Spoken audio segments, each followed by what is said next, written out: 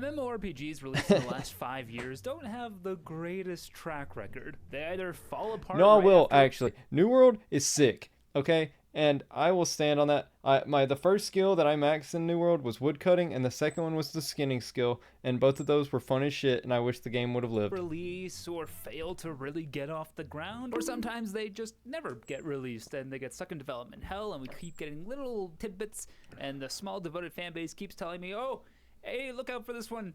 It's gonna be the next World of Warcraft. It's gonna change the world. I'll believe it when I see it, I guess. Me too. Ashes of Creation, I've heard of for a very long time. It sounds cool. It's never going to happen. It's never going to come out. But Albion Online is one game that seems to have defied the odds. It's a modern MMO that has a devoted and sizable player base. That kind of looks like Warcraft 3. Cares. And it seems to approach the genre that has been wildly oversaturated by World of Warcraft clones in a unique way. Or at least that's what Albion fans want me to think as they continue to beg me to play their MMORPG. But you know what? I am the president of MMOs. Can't you tell? The president of MMOs. Some people say it's a green screen, but if it was a green screen, could I do this? I'm in my office now. And as president of MMORPGs, it's my personal duty to evaluate every single MMO and find out if it's up to my very high standards. I mean, my most played MMORPG is old school RuneScape, and doesn't that look like greatness to you? As much as I play RuneScape on stream, and as much as I talk about RuneScape, you would think that it is my most played MMO of all time. It is not. It is World of Warcraft, okay? And it is because I played World of Warcraft from vanilla on my father's account. I got my own account in BC, and then I played all the way to Dragonlance. So you can think about that timeline. I'm 26. The game's been out a long time. I started playing probably about 2005 when I was 7. I have about 30,000 hours. So yeah, it's going to be pretty hard to impress me. And maybe my experience with... Which really, for that long, really isn't that bad. Almost 20 years of gameplay, 30,000 hours, that's not really... If you really think about it, actually, is that how many it is? Hold on. Let me do the calculation. Give me 2 seconds. Let me calculate this. It is a little over... this many days, 400 days times 24, and then I have, it's about 30,000. With RuneScape is a good thing, because based on what the Albumaniacs yeah, 30,000 is right. Which is what Albion fans call themselves. My hours on RuneScape are a little over 2,000. I assume. RuneScape might be Albion's closest comparison in the MMO world. So about 40 days I'll find played. out if Albion truly is the greatest modern MMORPG, or is it just another microtransaction-filled cash cow waiting to be milked until eventually every player who loves the game gets burnt out and we're left only with the vile, wretched creatures called whales who remain to keep the game afloat in its hollowed state. No, Idol, that's not Albion. That's Black Desert. That's what we're going to find out. That's what we're going to do today. But if I know anything about MMOs, it's that I'm in for a long grind, and I do not want to be sitting that entire time. Which brings me to one of my favorite video sponsors I have ever had, and that is FlexiSpot. FlexiSpot makes world-class standing desks go wrong. I'd also like to thank my... Ain't my ad. ...supporters on Patreon. If you'd like to become a Milky yourself... Don't ask why we call them that. You can do so at the link in the description for as low as $3 a month. Of course, like all good MMORPG. But I'll leave that Patreon shout out at the end because I like you, Idol. You got spunk. Geez, Albion starts off with character creation. Character creation is very simple, but it does give you a few presets to choose from. Oh, wow. Is that allowed on Twitch? Okay. Really coming at me with those Sorry. In honor of those 2 big pieces of content, I've come up with a few name ideas for Albion Online. Albiboob Online, Boobian on Breast, Breastian on Boob, Albosom Online, Almelons Online, Boobs Edition, MMORPG, but the first 2 M's stand for mammary and the G stands for glands. I don't know what the rest is. Knockers. Not a joke. Just think it's a funny name for boobs. What am I doing? Anyway, after character creation, yes, I made my character have big boobs, okay? I wanted to see what it was like. I went straight into the tutorial. The first thing that'll hit you about Albion is that it's an The next thing you isometric see game. is this stream is now unavailable.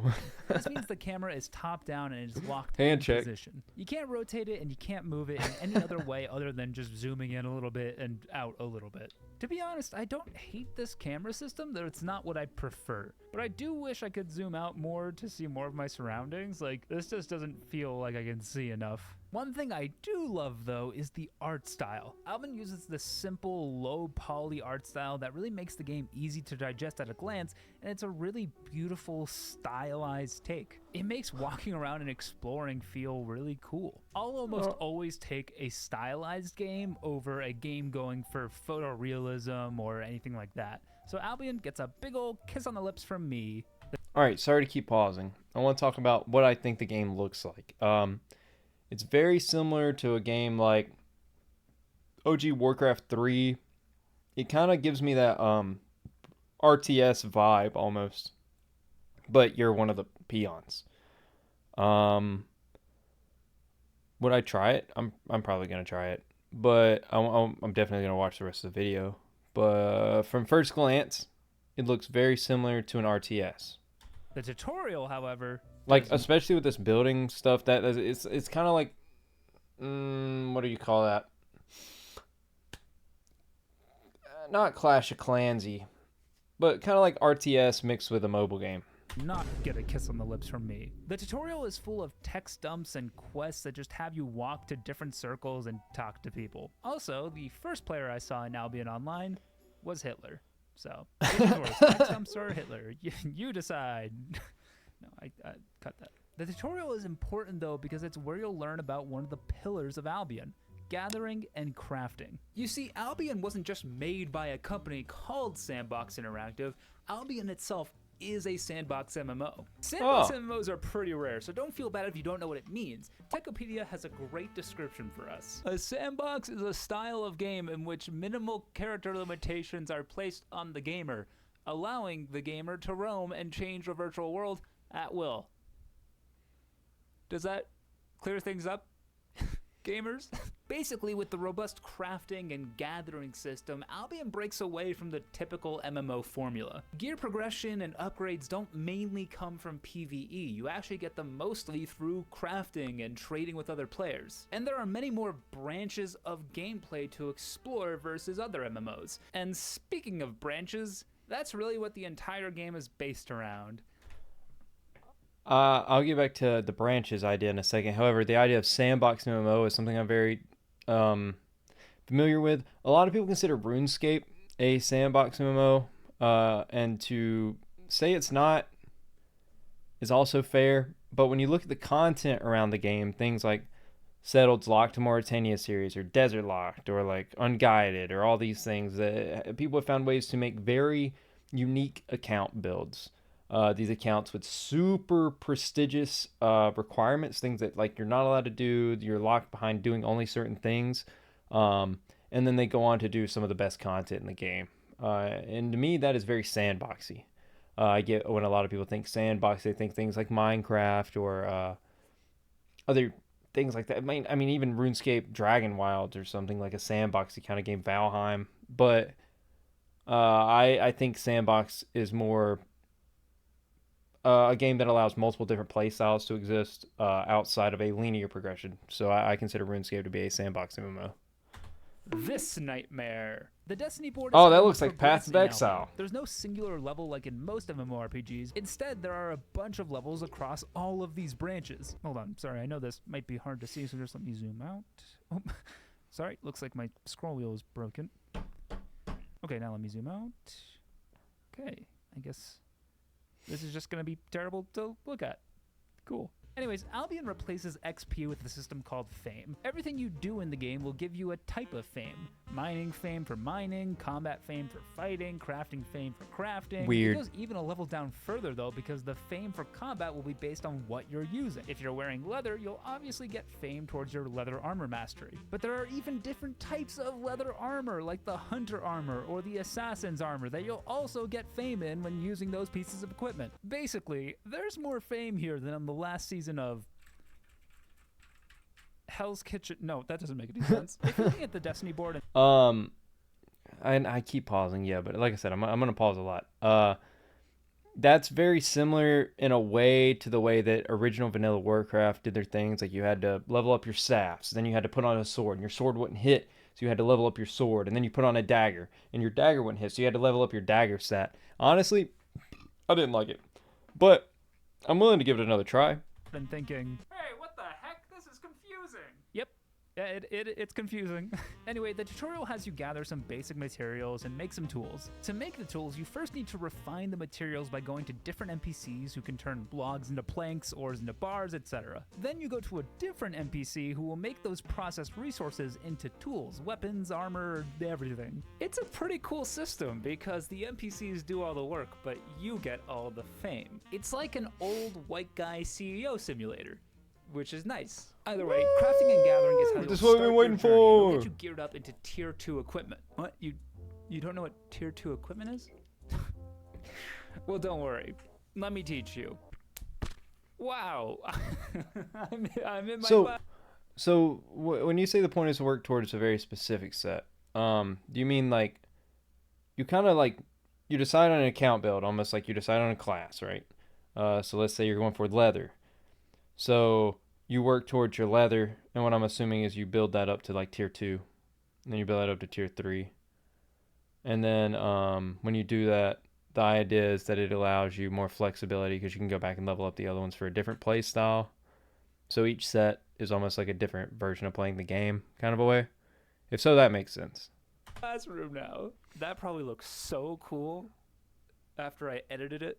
All right, class, get ready, because if you thought the Destiny board was confusing, you're Final gonna have some Fantasy has a trouble similar keeping up system, with actually. this part. Albion's gear progression system is pretty insane, so I'm gonna try and go slow for you guys. Every item in Albion is given a tier. Tier 1 is bad. Higher numbers, more good. Got it? Why aren't you saying it? okay. Do you get it? Speak to your computer screen. Do you understand? But an item's tier isn't just I do an understand, indication of how Idle. good it is, it's also an indication of what it can do. For example, a tier 3 tool can harvest tier 4 resources, which tier 2 and tier 1 tools can't do. Higher tiers also usually have higher item power, which is just a number that represents how strong an item is. Item power is often used for recommendations or sometimes hard requirements on content like dungeons, but we'll get to that later. Okay, I hope you paid attention because now it's quiz time and you can't go back in the video or else you explode. Class, what's better? This tier 1 axe or this tier 2 axe? Tier 2, tier 2. Very good, that's right. It's the tier 2 axe. It's better because the number is higher. Very good. Moving on, what's better? This tier 3 bag or this tier 2 bag? Tier 3, tier 3. Very good. It is the tier 3 bag, yes. Okay, now this one's gonna be a little tough, so try and pay attention. What's better? This tier 4 bow or this tier 3 bow? Tier 4. Ooh, no, I'm sorry. It was actually the tier 5 dagger that was in the lower corner the whole time. Aww. Unfortunately, you did not succeed in the quiz and you are a Damn. disappointment to your whole family, but you're not going home empty-handed. Go ahead and tell them what they've won. Our lucky contestants have won an all-expenses-paid trip to your house. That's right, enjoy scenic views of the computer screen, the stained chair. We all have one of those. Right. We all have Many one of those. Dungeons and Dragons books. Why is there nose spray here? That's weird. Our contestants will also get a rare look at an empty box of goldfish that has been here for over 2 weeks. Wait a second, this is supposed to be a classroom bit. Why am I doing a game show? After learning about gathering and crafting, you get to dive into hands down the best part of Albion, in my opinion. The combat. The combat is a target-based system, but there's so much real-time action in the combat that it becomes extremely satisfying to chain together abilities, dodge out of the way of attacks, and interrupt enemy spells. The hybrid system keeps things simple, allowing new players to wrap their head around what's going on in combat, but is deep enough to be engaging for anyone. The first weapon I started with was a bow, because I am a big Legolas fan, and my only dream in life is to be as handsome as Orlando Bloom was in those movies. How am I doing? Is it working? My Orlando Bloom.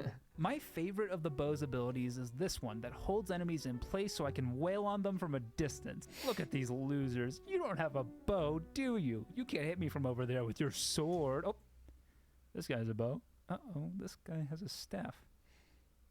The combat system is clearly very interesting, but for now, I'm just a little old noob shooting my bow, so we'll dive deeper into it a bit later. My main objective right now is to get to a boat to leave the tutorial. Reaching the boat is when you get your first major decision. Where will you start? We haven't even left the tutorial? Main starting zones, all represented by different biomes. The zones are basically identical, with the main differences being the look of the zone and the available resources. I decided to start in the desert because no MMO starts in a desert, and that is a shame, I think. And now I have the world of Albion at my fingertips, and I don't know what to do.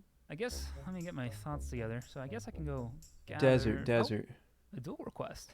The closest early desert is Diablo 2 Act 2. No, not right now. Sorry, what was I saying? Right, crafting, and I could go gather. Oh, no, there's a desert right next to the start in old school RuneScape Lumbridge. Another dual request from the same guy. No, 100 gold to get no to the other side. Okay, I'm gonna go gather some hide. Oh my God, man! Fine. Okay, I'll do it. I'll do it. You got That's me. sick. After all, PvP is a huge part of Albion, so it's only right that I dip my toes in, and I feel pretty confident about my combat abilities after the tutorial. I lost. Oh, and now the game is telling me to kill myself? Really, Albion? Suicide? But now that I think about it, maybe it's telling me something more. Maybe it's saying I'm wasting too much time playing MMORPGs instead of spending time with my family. Maybe I need to take stock of my life and reevaluate my priorities. I mean, we're only given so much time on this. Oh, cool, I'm resurrected. I spent some time gathering all the materials I need to make myself tier 3 gear. The first thing I had to do was find those resources by traversing the world, which is made really easy because Albion's pathfinding doesn't exist. There's no pathfinding. Damn, the jams. Okay, so if you click on a spot, you just run into the wall.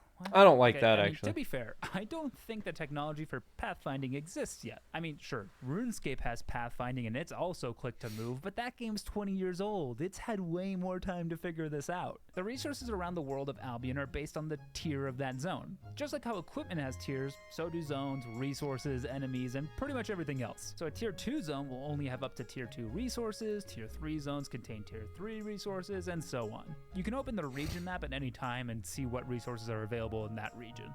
This is another thing that makes Albion really easy to understand. You can look at your gear and look at a zone or enemy and quickly understand if that's something you should tackle. It feels like Albion, despite the spooky depth it has, makes a concerted effort to keep things that can be simple, simple. It's a kind of design you don't really see in MMOs that much and is definitely appreciated by me and my very smooth little brain. But as you wander the world looking for resources, you'll find a lot of other cool things Albion has to offer, including these solo dungeons. These are instant challenges that scale in difficulty based on the tier of zone you're in. Solo dungeons for me were a really exciting and fun discovery to make. I've talked about this in other videos, but adventure and exploration I think is such a fun part of starting a new MMORPG, and I like that I didn't get all the information up front. Plus, these solo dungeons were a great introduction to me to how combat really works in the game. Albion has 3 basic combat classes.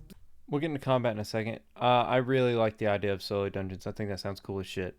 I actually really like that. They're not classes in the traditional sense like in World of Warcraft, but I can't think of another word for it. So neither can you. You have your typical hunter, mage, and warrior. Hunter just being a bow fighter. But again, unlike World of Warcraft, you're not locked into these combat styles. Shut up for a second. Who are you? I come from the universe where they found the cure for baldness, but the only way to ensure that that timeline happens is if everyone watching this video subscribes. Oh, okay. Yeah, so this is like a bit. A bit? No, what are you talking about? If the people watching this video don't subscribe, we're all gonna go bald. Yeah, all right, yeah, that's very believable. Don't fall for it, guys. Oh no, I can feel it happening. I'm already losing the hair. No. Yeah. Ah, shit. Yep. That's my bad. Should probably just move on. You know how in Final Fantasy XIV you can play as a big-boobed cat girl? Well, in Albion, your abilities are based off of the gear you're using. So they're very similar systems. Why do you look so confused? Unlike Final Fantasy XIV, though, where the weapon determines your class and abilities, almost every piece of gear in Albion will determine that. So not only will using a bow allow you to snare enemies in place, but using a leather jacket will allow you to cover yourself in a flame shield that reflects damage back on enemies. But it goes even deeper than that because most pieces of gear have multiple abilities that you can choose from, including stuff you unlock later down the line. Plus, there's passive abilities. Basically, there's a lot going on here, and it kind of scared me, but it also kind of turned me on a little bit, if I'm being completely honest.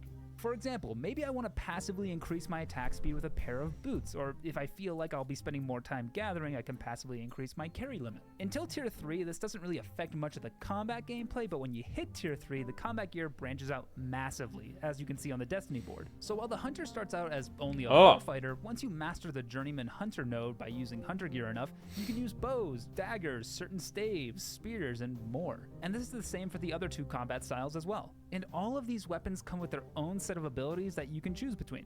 It gets even deeper than that though, because there are different types of each weapon. So while you may choose to start out using a basic dagger, the dagger tree contains dual-wielded daggers, demon fangs, claws, and so many other weapons. The dagger fighter node will determine what tier of dagger weapon you can use, and the nodes for the specific dagger weapons determine how much damage you do with those weapons. Again, this applies to all weapon styles like swords, bows, staves, and all armor like leather, metal, and cloth. So okay, that's pretty in-depth. There's a bitch ton of weapons and armor to choose from. Yeah, that's a lot. All with different abilities that you can mix and match and choose between, and it's so much. There's so much. Albion is basically a theory crafter's wet dream. I personally decided that my playstyle would be an attack speed focused dagger fighter, because if I know anything, it's that attack fast mean more damage. To do this, I needed to get my hands on tier 4 gear, and I was determined to craft it myself. But I can't just go get tier 4 resources and refine them right away. We've got to grind our way through the Destiny board just a little bit. Luckily, this is made much easier with something called learning points. There are 2 main ways to master a node on the Destiny board. Yeah, it does sound really deep. The first way is the lame way, and that's to just get the required amount of fame to complete the node. The second way, or as I like to call it, the Chad way, is to use something called learning points. Every node and every level of each node has a threshold you can hit where you can spend learning points to automatically complete the node. Basically, it cuts down the amount of fame you need to complete the node. The amount of learning points that it'll cost to complete a node vary on 2 things. 1, the level of the node, and 2, how much progress you've made. Learning points let you speed through leveling nodes at the cost of a finite resource, which is a really cool layer of decision making. And there's even another finite resource out there that can help you speed up the grind. When you go to process your raw materials that you gathered and then turn those processed materials into gear, you can use something called focus. Focus does 2 main things.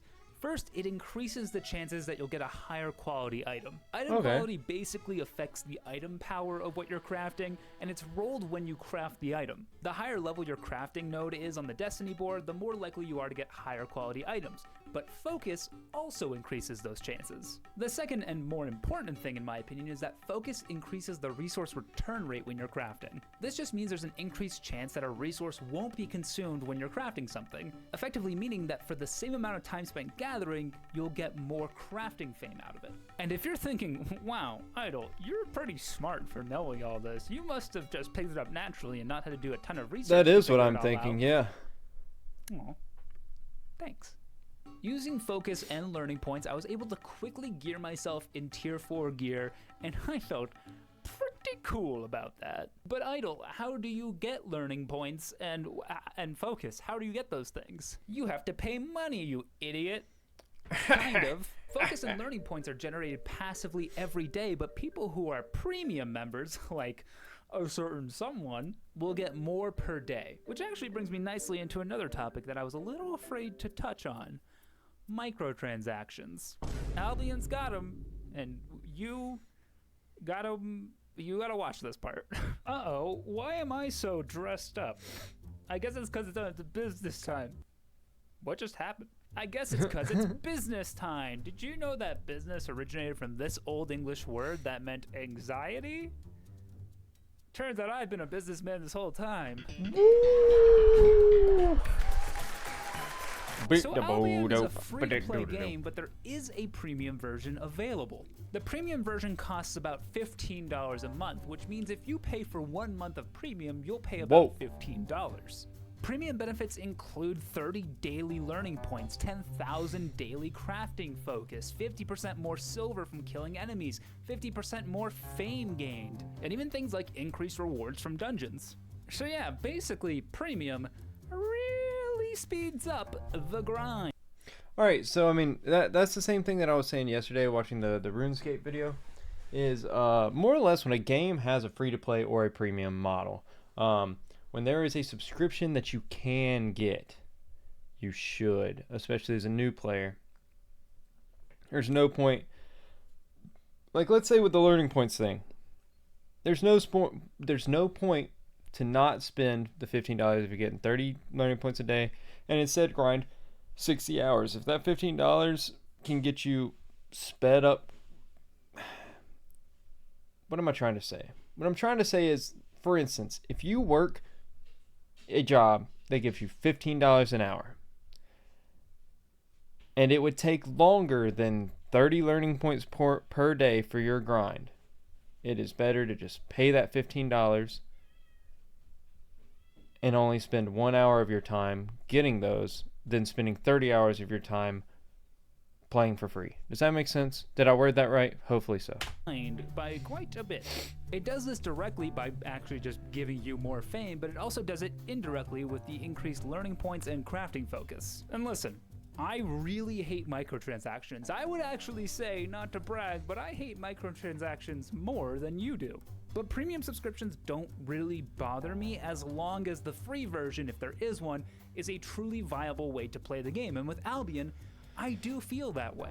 MMOs are expensive to make and maintain, so I'd rather the games do just make their money through subscription services, rather than other microtransactions. But don't worry, Albion also has other microtransactions. The microtransaction shop, or Albion store, contains a metric bitch ton of deals for you to choose from. Most of the deals are mounts that for some reason preview your character riding the mount in their underwear. This is cool though, because it's a great chance for Albion to show off its realistic physics system. I mean, just look at it. This is how boobs work. Like I said, most microtransactions will give you a mount, but they can also give you a currency called gold. Gold has no value in the game until exchanged for silver, which Albion gives you a little live exchange rate for. Basically, yeah, you can buy in-game currency for cash, just like in so many other games. You can also buy gold for silver and then use that gold to buy premium. At the time of recording, 30 days of premium costs a little over 21 million silver, so that seems like a lot. Yeah, that seems like a lot. 200,000. Other microtransactions include cosmetic outfits like the Zealot and Titan outfits. But for the more frugal gamers out there, you can also save some money and spend $109 on the value bundles for an outfit, mount, and gold all in one. I've been very vocal about being anti-microtransaction in all forms other than subscription models. And Albion definitely isn't the greatest offender in terms of MTX shops. I mean, the cosmetics at least look like they belong in the game, but I still think the ability to buy in-game currency and purchase cosmetics that don't correlate to any obtainable gear in the game detracts from the overall game experience. Anyway, since I'm a premium subscriber, I only needed to do a little bit of grinding before I was ready to explore beyond the safety of Tier 4 regions. So I took my fine-ass self, geared head to toe in Tier 4 gear into my first Tier 5 region, and what the hell is this? All these people are fighting. I want to do this. I'm gonna start doing things. Is it world PvP? Anything? Am I helping? I think I'm helping. I think we're doing it, guys. Come on. I was not doing anything. I was just using my abilities aimlessly. What I had inadvertently run into was something called faction warfare, and this is just another example of me walking around the world of Albion and discovering something, and I can't stress how cool that is. Thanks. Thank you, Albion. Thanks. That's cool. You can get involved in faction warfare by going to any capital city and talking to this very handsome gentleman who has a great haircut. All right. This is one of the things that a lot of people talk about in MMOs that is one of the aspects of MMOs that I don't give a shit about. Where you go out in the world and you discover some people doing stuff and then you find out about it. When I was young, it's a very nostalgic idea. It is a very nostalgic idea. Like, I mean, walking around RuneScape, getting scammed because somebody said they would trim your gold, and then realizing people can't do that, or trim your rune, or trim your mithril, and realizing people can't do that. Stuff like that, like exploring, finding out these things. I don't find that to be an appealing part of an MMO for me. If I'm going into an MMO, like I said yesterday in the other video, is I'm going to have the wiki open. I'm going to be doing a lot of research about the game. I'm going to find ways to do stuff not efficiently, but in a way that makes sense. So I'm probably never going to come across something like this where it's something that is like, oh my god, I'm running into people. I don't know that this is faction warfare because I've probably already looked it up. I like spoilers in a lot of ways. And so you're saying that it is pretty okay to do. So it's not impossible to do well without paying a lot. I could agree that it is probably fine to play free, and you have experience with the game where I don't. But would you argue that paying wouldn't have sped that up, or do you think it's about the same amount of time? Talking to him will enlist you in that faction's army, meaning you can participate in faction warfare and not just be spamming your abilities. Okay, well that's all I'm saying. I'm not saying like it's probably not impossible to do anything. I'm just saying when it comes to like, do you value your time or do you value getting the shit easily? I guess. And for me, it's like if I can get to the gameplay faster and not have to grind, I'm just gonna pay the $15. But if I don't have the $15, it's nice to know that I can play it and still get to that point, you know? Does that make sense? Thinking you're doing something. Your goal when you have enlisted is to take over outposts that are marked on the map that don't have your flag on them, and to also defend the ones that do. There's also a chat channel that you'll automatically join when you enlist in faction warfare. This chat channel is supposed to help you organize your war efforts, but I would just avoid the chat entirely. It's genuinely awful. Every time I looked at it, it made me depressed. And I grew up playing Call of Duty Modern Warfare 2 public lobbies. So that should say something. But that's how literally every MMO, every minigame in an MMO is, where you have just shitty chats, and you really have to turn the chat off because it's all fucking awful. It just becomes Call of Duty lobbies. Eventually, I did join my faction in taking over an outpost, and boy, did I die so fast. Oh my god. They just removed me from the game instantly. Turns out little old me thought that the only thing I had to defeat was the big PvE boss in the middle. I didn't realize I had gotten into what's called a yellow zone. That's a PvP zone for people who have flagged for PvP. You know, like people who enlisted in faction warfare. Oh. You see, previously I had only been to blue zones, which are completely PvP free. But yellow zones were new to me. So I didn't expect PvP, and yet PvP was given to me. So for those keeping score at home, I am now 0-2 in Albion PvP. But I will change that. Let's See, Albion has more go. than just solo dungeons and group Wait, is that bad? dungeons with PvE encounters. There are also corrupted dungeons, where you fight through demonic creatures until you've gained enough infamy to summon the final boss. And from a PvE standpoint, this was a lot of fun. But the whole time, you're at risk of being invaded by another player whose only goal is to hunt you down and knock you out. So I set out on a mission to become a PvP god and defeat some loser in the corrupted dungeon. But I knew that if I wanted to be a real PvPer, I needed training. Not training with game mechanics, but training with the personality of a PvPer.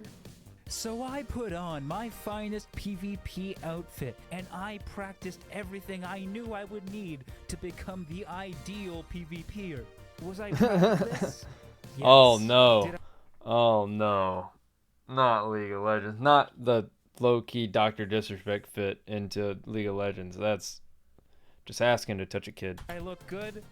Also, yes. I was ready. Did that joke land? Was it funny? Are the doc jokes too old? Should I have said P. Diddy? For a dungeon to invade, and finally found my target.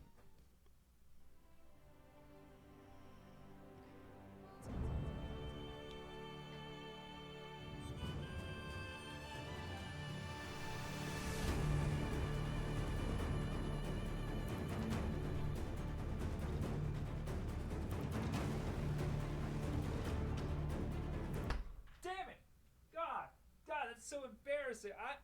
So close. Jeez. Seriously though, I'm glad I PvP wasn't in the only one Albion that thought is he looked the like most Doc. fun PvP experience I've had in an MMO in a long time. The ability to do basically risk-free PvP serves as an awesome entry point, and there's so much more available than just finding people from different factions in the wild to kill. There's the Arena, a 5v5 domination-style game mode that has both ranked and unranked modes. I played this as both a damage dealer with my daggers, and then I tried it out as a tank with a battle axe. It creates insane teamfights that were a lot of fun to be a part of because of how interesting the combat system is. There's also random PvP around the world, like in the Mists, which in itself isn't a PvP zone, but I found an injured wisp that I had to escort to a safe part of the map. Doing this flagged me for PvP and meant I could be attacked by anyone. Oh god, that's an actual person. Oh, uh-oh, uh-oh. Oh, he wants me to dance? Combat and PvP. I'm gonna stop it here. Battle Axe mentioned. I like the idea of mini games like that are gonna risk for you, where you can get it PvP.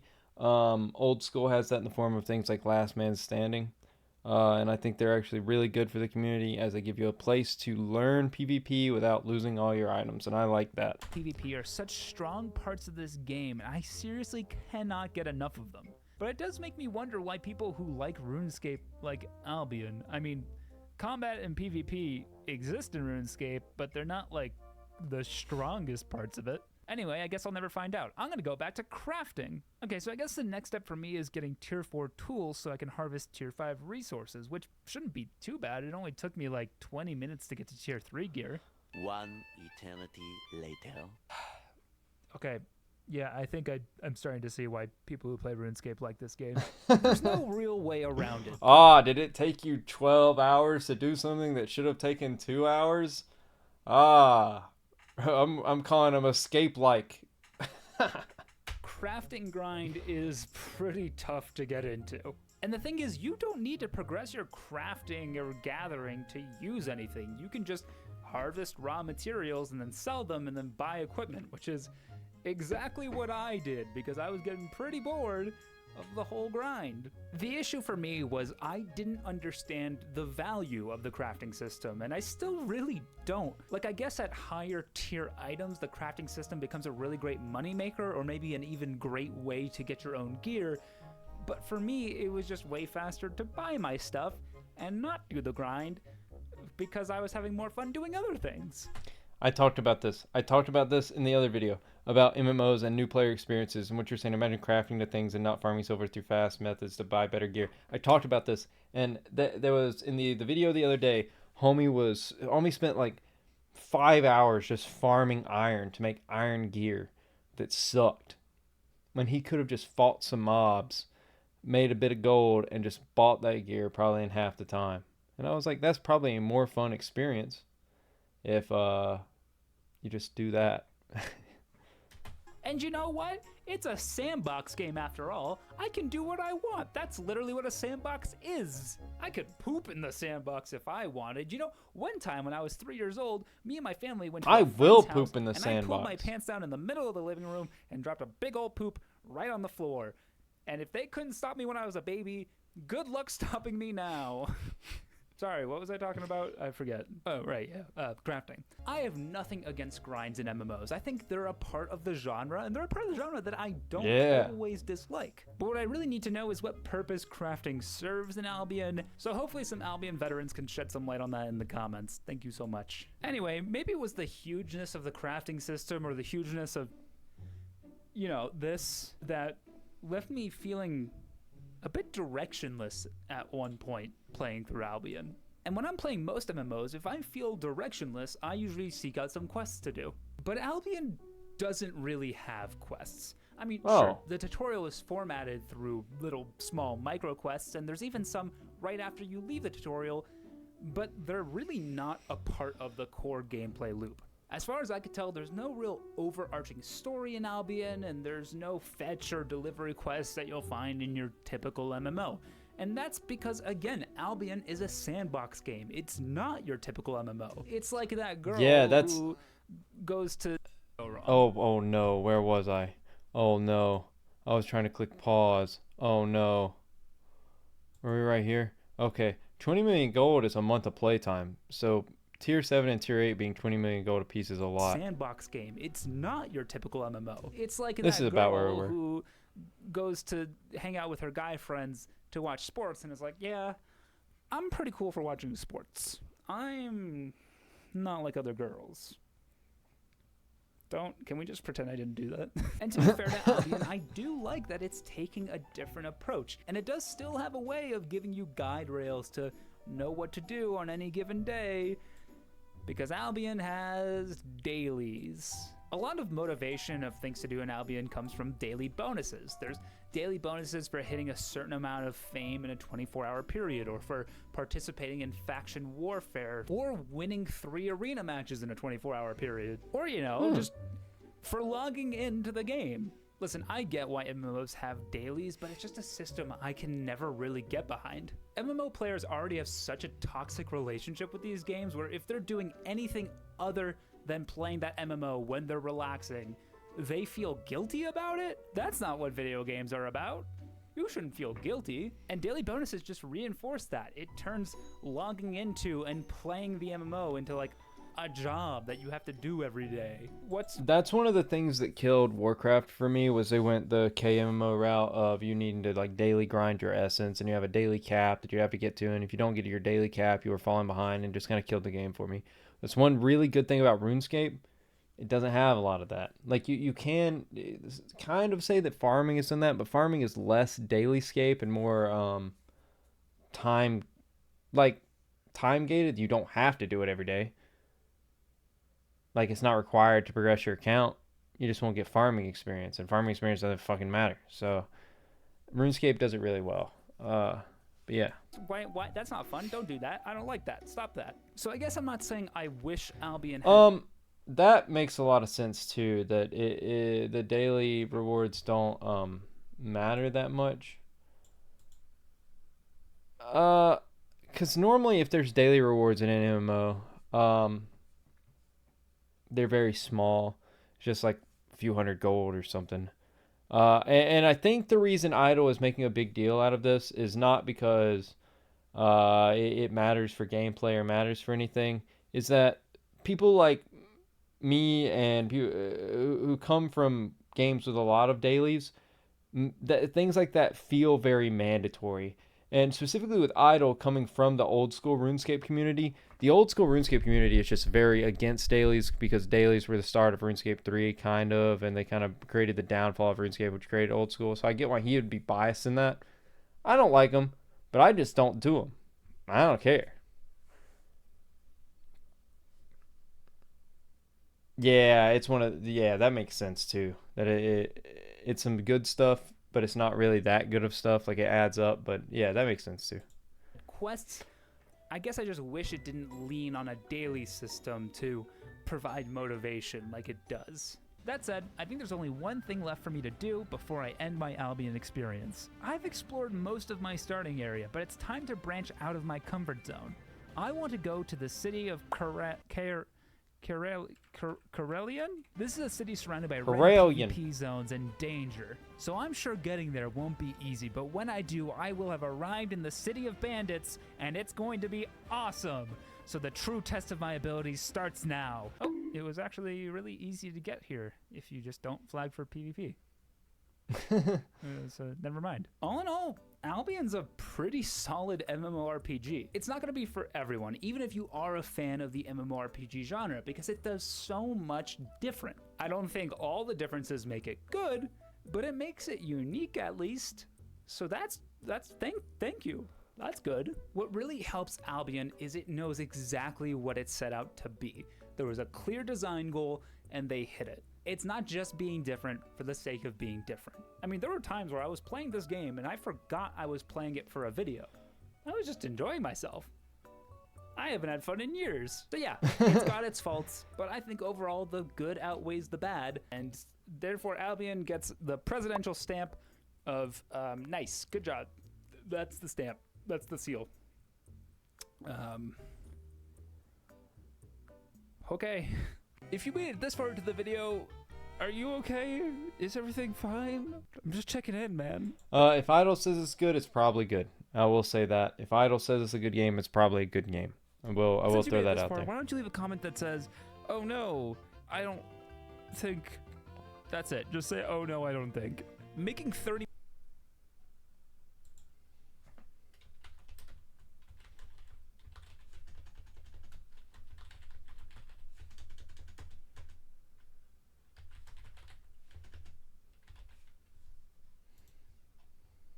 30-minute videos about a single MMO would not be possible without the support of my patrons. If you'd like to support me on Patreon, you can do so for as low as $3 a Oh, month that's good. at the I'm link glad the in the grind got description. easier. Thank you so much. I want to give a shout out to some of my patrons right now. He's doing Patreon stuff now, so we'll just end here. Idle is the channel. I'm pretty sure everyone who plays MMOs knows who Idle is at this point. He's the president of MMORPGs. So, closing thoughts. It seems like kind of a. I'll take back the RTS statement.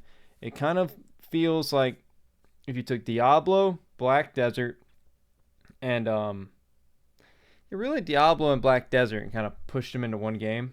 That's what Albion looks like. I'm definitely going to give it a try. Maybe next week on stream, I'll give it a try. Probably like Wednesday night or something. I'll get it all downloaded, set up. So maybe Wednesday morning even. What time do I get off on Wednesdays? Like 6. So it would have to be evening. But yeah, I'll give it a try. And this is going on the YouTube. Don't forget to like and subscribe, all the good shit. We do React content. We do other content. The React content's just here because I don't know what else to do. Ha ha ha. Thanks.